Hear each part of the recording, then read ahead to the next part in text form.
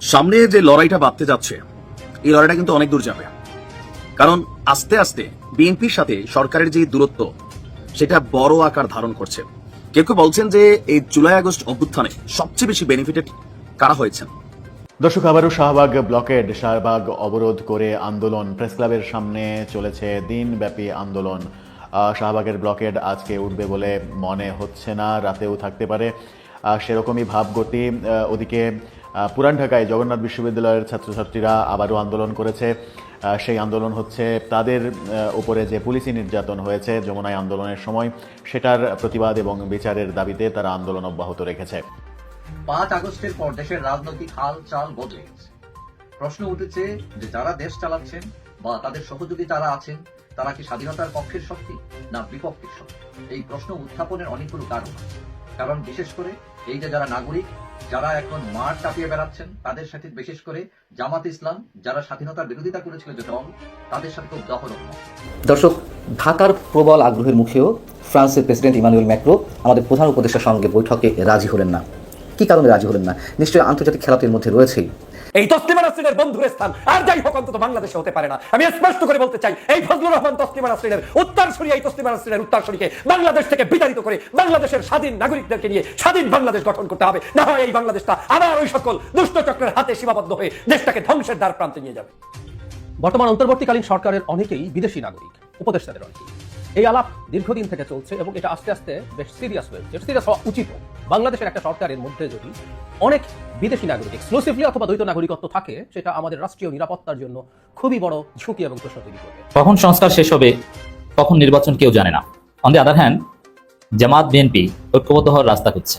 দর্শক, রুহুল কবির রিজভির একটা বক্তব্য, কখন সংস্কার শেষ হবে, কখন নির্বাচন, জনগণ জানতে চায়। রুহুল কবির রিজভি। আসসালামু আলাইকুম এভরিওয়ান, কি অবস্থা সবার? আশা করছি সবাই ভালো এবং সুস্থ আছেন। প্রতিদিনের মতো আমি ফারুকি ইউটিউব চ্যানেলের পক্ষ থেকে সোয়াইব আপনাদের সাথে আছি। আপনারা ইতিমধ্যে ভিডিওর কিছু টাইটেল এবং থাম্বনেল এবং কিছু অংশবিশেষ দেখে জানতে পেরে গিয়েছেন ভিডিওটা কতটুকু গুরুত্বপূর্ণ হতে যাচ্ছে। আপনারা সম্পূর্ণ পুরো ভিডিওটি দেখলে বুঝতে পারবেন ভিডিওটা আরও কতটা তথ্যবহুল এবং গুরুত্বপূর্ণ। সো আশা করবো এক মুহূর্ত না টেলে সম্পূর্ণ পুরো ভিডিওটি আপনারা দেখবেন। সম্পূর্ণ ভিডিওটি শুরু করার আগে আপনাদের কাছে একটা অনুরোধ জানিয়ে রাখতে চাই, যারা আমাদের এই ইউটিউব চ্যানেলে এখনও নতুন তারা অবশ্যই সাবস্ক্রাইব করে একটা লাইক দিয়ে পাশে থাকবেন। সো চলুন শুরু করি, লেটস বিগিন।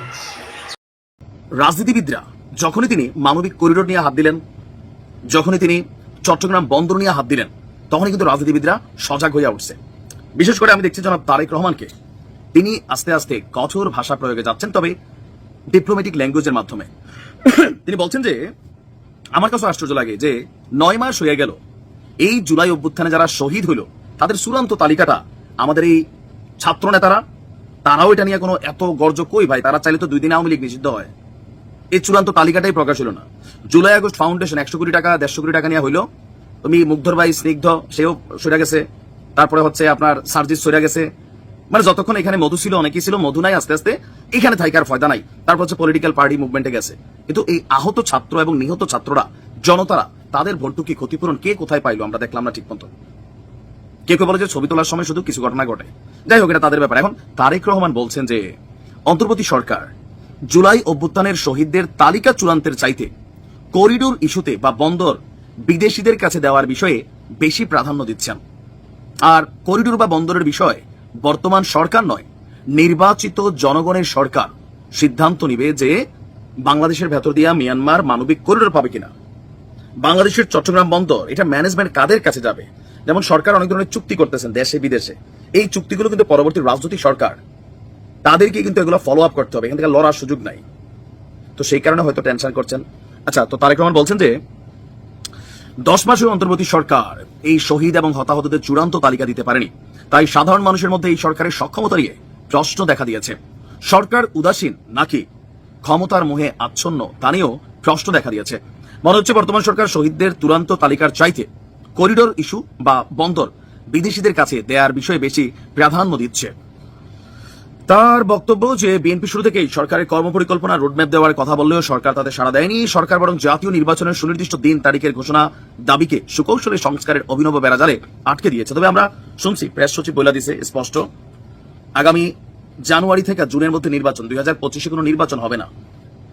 প্রেস সচিব বলছেন এবং বলছে যে এই সরকার চলে গেলে তিনি অনেক একা হয়ে যাবেন, এটা হবেন সেটা হবেন, আবেগী বক্তব্য দিচ্ছেন। এখন যতই দিন যাচ্ছে সরকারের বিভিন্ন ইস্যুগুলোতেও মানুষ নিজেরাও প্রশ্ন তুলতেছে, আবার ভালো কাজ যে করতেছে না তাও না, ভালো কাজও হচ্ছে, কিন্তু সংস্কারটা কি হচ্ছে আসলে, এইটা মনে করলেন যে একটু চোখে পড়ার মতন ইস্যু আমরা অনেকে দেখছি না, আবার অনেকে হয়তো দেখছেন। তো কারা দেখছে না কারা দেখছেন সেটা নিয়েও বিতর্ক আছে, যে আমরা কি পলিটিক্সের চশমা দিয়ে দেখছি নাকি এর বাইরে দেখছে।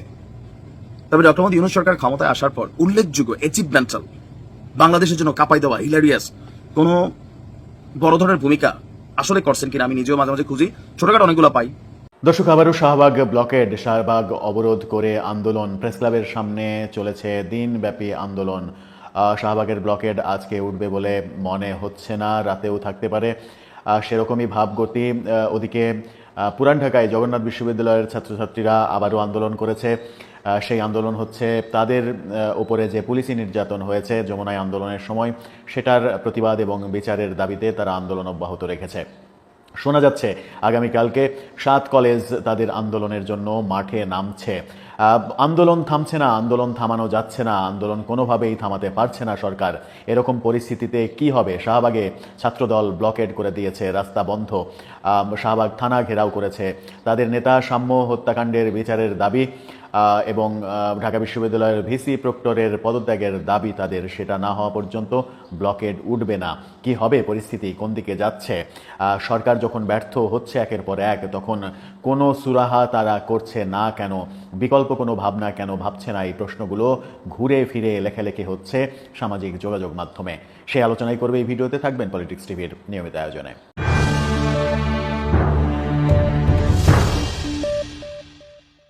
দর্শক, পলিটিক্স টিভির নিয়মিত ভিডিওগুলো স্পন্সর করছে প্রজাপতি.টিভি, নতুন ওটিটি প্ল্যাটফর্ম। আপনারা চাইলে ইউটিউবে, ফেসবুকে, ইনস্টাগ্রামে, টিকটকে দেখে নিতে পারেন। ডেসক্রিপশন বক্সে লিঙ্ক দেওয়া থাকবে, সেখান থেকেও আপনারা দেখে নিতে পারেন প্রজাপতির কার্যক্রম। বলছিলাম আবারও শাহবাগ ব্লকেড। শাহবাগ এবার ব্লকেড করেছে বিএনপির ছাত্র সংগঠন ছাত্রদল। তাদের নেতা কদিন আগেই যে সাম্য হত্যাকাণ্ড হয়েছে সোহরাওয়ার্দী উদ্যানে, সেটাকে কেন্দ্র করে এই আন্দোলন। যে 3 জন আসামিকে গ্রেপ্তার করা হয়েছে, ছাত্রদল বলছে সেই 3 জন মূল আসামি না, মূল আসামিদের গ্রেপ্তার করা হয়নি।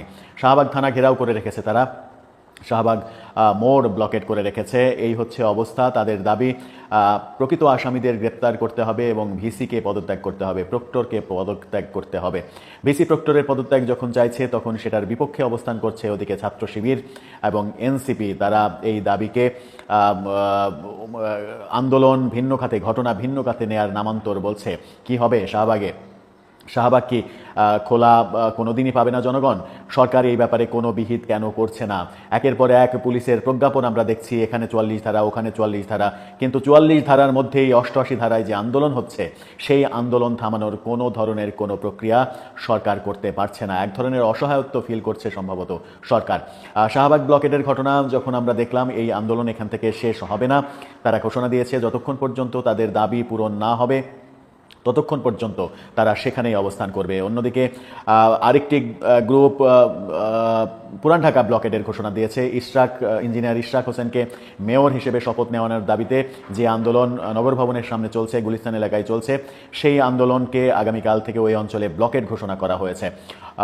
আজকে প্রেস ক্লাবের সামনে সেনাবাহিনীর চাকরিচ্যুতদের আন্দোলন চলছে, সেখানেও ব্যাপক সেনা মোতায়েন, ব্যাপক পুলিশ মোতায়েন করা হয়েছে। জগন্নাথ বিশ্ববিদ্যালয়ে নতুন করে আন্দোলন শুরু হয়েছে, পুলিশি নির্যাতনের বিপক্ষে তাদের আন্দোলন শুরু হয়েছে।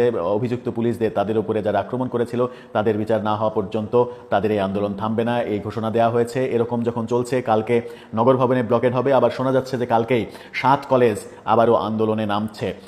তারা তাদের দাবির প্রেক্ষাপটে আন্দোলনে নামছে। কি দাবি? এর আগে তিতুমির কলেজ আন্দোলন করেছে অনেকদিন, মহাখালী রেলগেট দখল করে তাদেরকে বিশ্ববিদ্যালয় ঘোষণা করতে হবে, এমন দাবি ছিল। 7 কলেজের সবাই কি চায় বিশ্ববিদ্যালয় ঘোষণা হোক?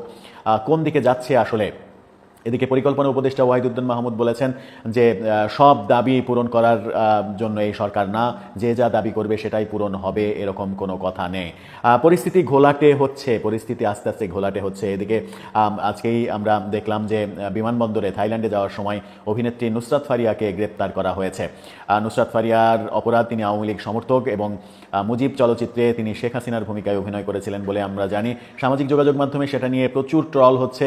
মুজিব সিনেমায় শেখ হাসিনা চরিত্রে অভিনয়ের জন্য যদি তার নামে হত্যা মামলা দেওয়া হয়, তাহলে শেখ হাসিনার মায়ের চরিত্রে অভিনয় করা, ফজিলুত্তন্নেসা মুজিবের চরিত্রে অভিনয় করা নুসরাত ইমরোজ তিশা, যার স্বামী একজন উপদেষ্টা, তাকে কেন কোনো মামলায় এখন পর্যন্ত ফাঁসানো হয়নি, তাকে কেন গ্রেপ্তার করা হচ্ছে না, এরকম নানা রকমের লেখালেখি হচ্ছে।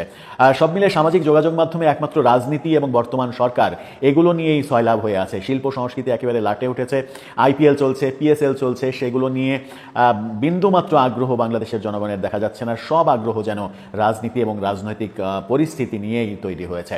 সামনে কি হবে, কি হতে চলেছে, শাহবাগ কি কোনোদিনই খোলা পাবে না জনগণ? পুরান ঢাকা কালকে থেকে, শাহবাগ থেকে পুরান ঢাকা এই অঞ্চলটা, পুরো এই অঞ্চলটা কালকে থেকে আর চলাচলের অযোগ্য হয়ে পড়বে।